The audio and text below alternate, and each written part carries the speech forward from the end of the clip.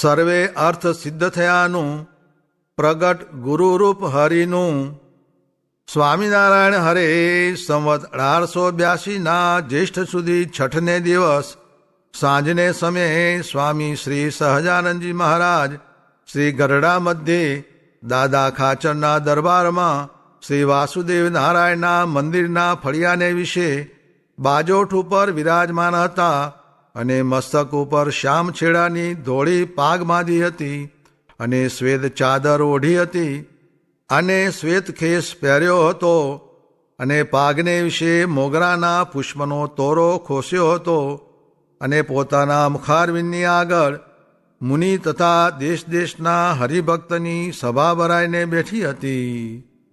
પછી શ્રીજી મહારાજે પ્રશ્ન પૂછ્યો, જે જગતને નાશવંત દેખે છે અને દેહને મૂકીને ચૈતન્ય જુદો થઈ જાય છે તેને પણ દેખે છે, તો પણ આ જીવને જગતનું પ્રધાનપણું હૃદયમાંથી મટતું નથી અને પરમેશ્વરને સર્વ પ્રકારે સુખના સિંધુ જાણે છે, તો પણ પરમેશ્વરમાં જીવનું ચિત્ત ચોંટતું નથી. તેમ સત્સંગ પણ એના હૃદયમાં મુખ્ય થતો નથી અને ધન, સ્ત્રી આદિક જે સાંસારિક પદાર્થ તેમાંથી પ્રીતિ મટતી નથી, તેનું શું કારણ હશે?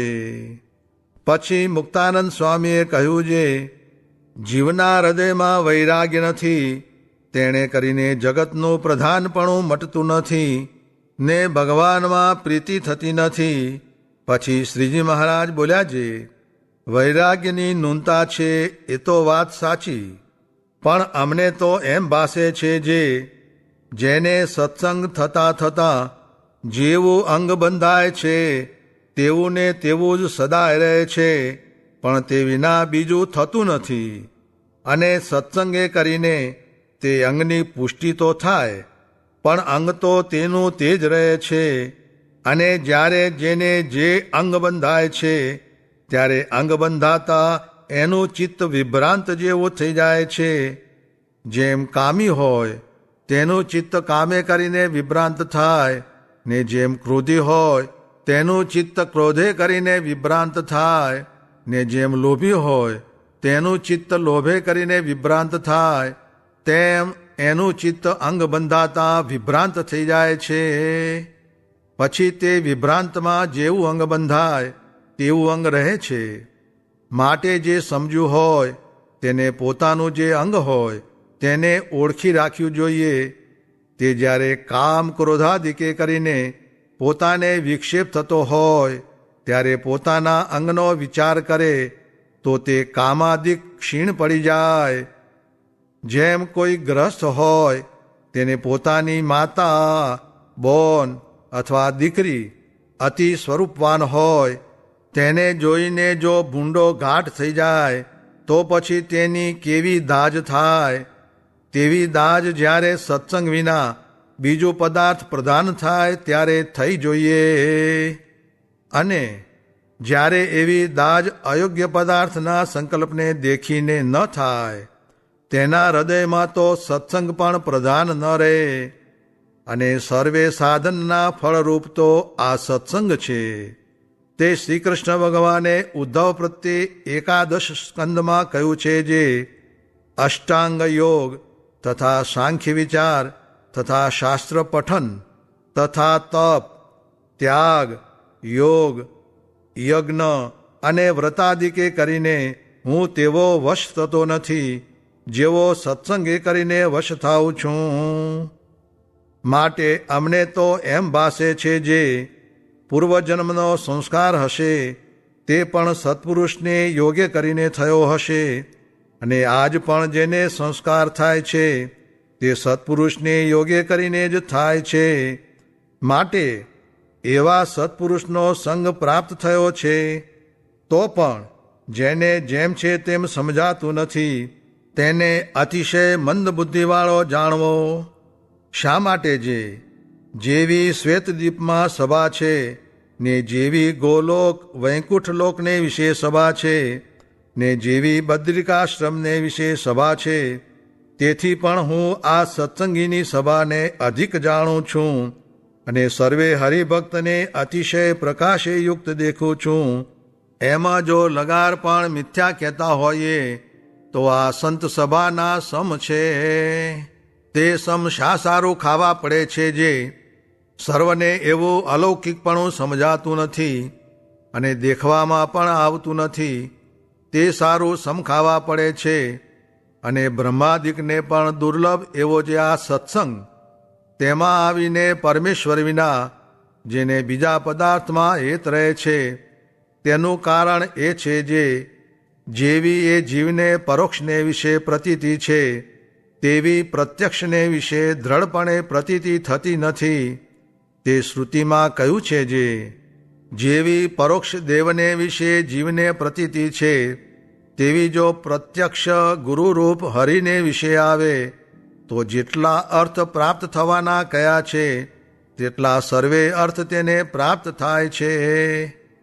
અને જ્યારે આવો સંત સમાગમ પ્રાપ્ત થયો ત્યારે દેહ મૂકીને જેને પામવા હતા તે તો દેહ છતાં જ મળ્યા છે. માટે જેને પરમપદ કહીએ, મોક્ષ કહીએ, તેને છતે દેહે જ પામ્યો છે. અને આ વાર્તા જે કહી તે જણાય છે તો જાડી જેવી, પણ એ તો અતિશય ઝીણી છે.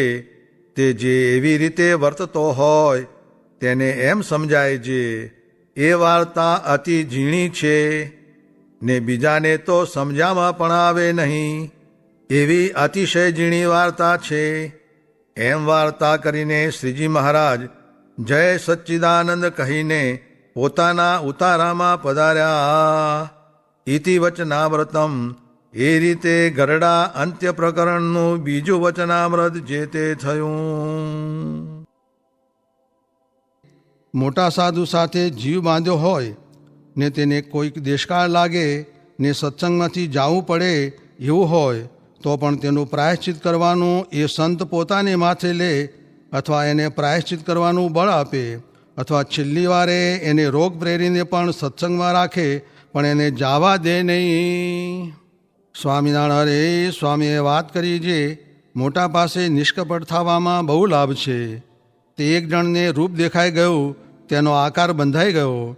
પછી તેણે મોટા સંત પાસે કહ્યું ત્યારે તે સંતે મહારાજની સ્તુતિ કરીને ટાળી નાખ્યું. સ્વામિનારાયણ હરે સ્વામીએ વાત કરી જે પૂર્વના સંસ્કારથી વાસના બીજરૂપ છે તે તો મોટાને મન સોંપીને રાજી કરે ત્યારે મોટાના અનુગ્રહથી ટળે છે, પણ બીજા કોઈ ઉપાયથી ટળતી નથી. સ્વામિનારાયણ હરે સ્વામીએ વાત કરી જે ગઢડાવાળા ઠક્કર નારાયણ પ્રધાને પ્રશ્ન પૂછ્યું જે વિષયનું દોષ ધ્યાન ન થયું હોય તો તેના વિષય શી રીતે ટળે? ત્યારે સ્વામીએ ઉત્તર કર્યો જે સમુદ્રનું જળ સુકાય તેવું નથી, પણ આત્યંતિક પ્રલય સુકાઈ જાય છે. તેમ આત્યંતિક જ્ઞાન થાય તો વિષય ટળી જાય. તે આત્યંતિક જ્ઞાન તો આ સાધુને ઓળખ્યા એ જ છે ને તેથી વિષય ટળી જાય છે ને તે વિના દોષ ધ્યાન કરતે કાળે કરીને ટળે. ત્યાં ગરુડનું દૃષ્ટાંત દીધું છે. ગરુડ રહી ગયો ને ચકલી પારને પામી ગઈ. સ્વામિનારાયણ હરે સ્વામીએ વાત કરી જે સંવત 1921ના જેઠ સુદ એકાદશી ભીમ 11ને સોમવારે બપોર નમતે કોઠારમાં હરિશંકરભાઈને વાત કરી જે આજ સવારની સભામાં બહુ સારી વાર્તા થઈ.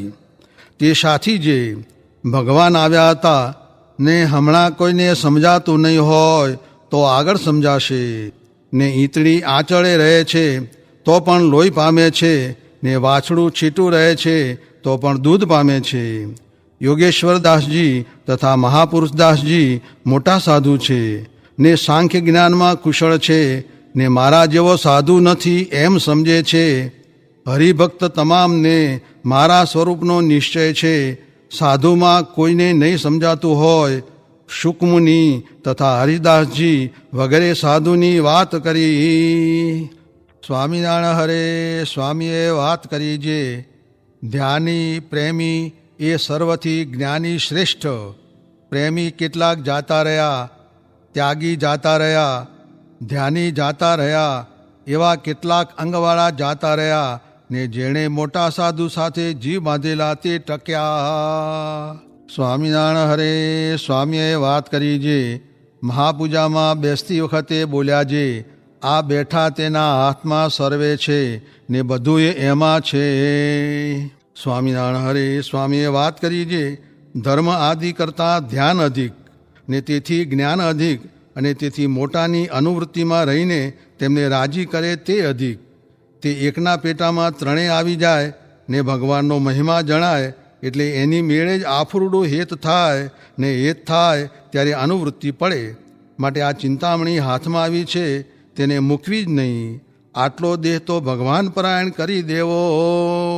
સ્વામિનારાયણ હરે સ્વામીએ વાત કરી જે આવા સાધુનો ગુણ લે તે બીજના ચંદ્રની પેઠે વૃદ્ધિ પામે ને અવગુણ લે તે ઘટી જાય ને જડ થઈ જાય. ને મહારાજ કહે 64 લક્ષણે યુક્ત એવા સાધુ તેના દર્શન અમે પણ કરવા ઈચ્છીએ છીએ. ત્યારે જો ભગવાન પણ તેના દર્શન કરવા ઈચ્છે તો બીજાની શી વાત કહેવી. તેવા સાધુ આપણને મળ્યા તેનું આપણને અહોહો નથી થતું. સાચે સંત મિલે કમી કાહુ રહી સાચી શીખવે રામ કી રીતકુજી. એવા ને તીન તાપ કી જાલ જયો પ્રાણી કોઈ આવે તાકુ શીતલ કરત તુરત દિલદાહ મિટાવે. એવા ને સાધવો હૃદય મમ એમ કહ્યું છે. એવા સાધુનો સમાગમ કરવો. હવે એવા સાધુ ને મહારાજ એ તો ઓળખાણા પણ વિષયમાં રાગ રહી જાય છે એ વાતની ખોટ છે. માટે હમણાં જ ચોખ્ખું કરવું. જેમ 1000 કૂતરા મીંદડા ઊંટિયા એ સડી ગયેલ પડ્યા હોય તે જેવા ભૂંડા લાગે તેવા વિષય લાગે ત્યારે થાય તે સારું આત્મનિષ્ઠા શીખવી. સ્વામિનારાયણ હરે સ્વામીએ વાત કરી જે કાલ ઓલ્યામાં આવ્યું જે વૈરાટના હાથ પગ તો દેખ્યામાં નથી આવતા ને પેટમાં આ બ્રહ્માંડ છે તે વિચારીએ તો વૈરાટની કેવડી મોટપ થઈ. ત્યારે આ અક્ષરને તો રૂવાડે રૂવાડે કોટી કોટી બ્રહ્માંડ ઉડતા ફરે છે. એ તો જો નવું પહેલવહેલું સાંભળ્યું હોય તો જાણીએ જે આ તે વાત કે શું પણ કેવડી મોટપ થઈ. આ તો બહુ વાર સાંભળ્યું એટલે મહિમા નથી.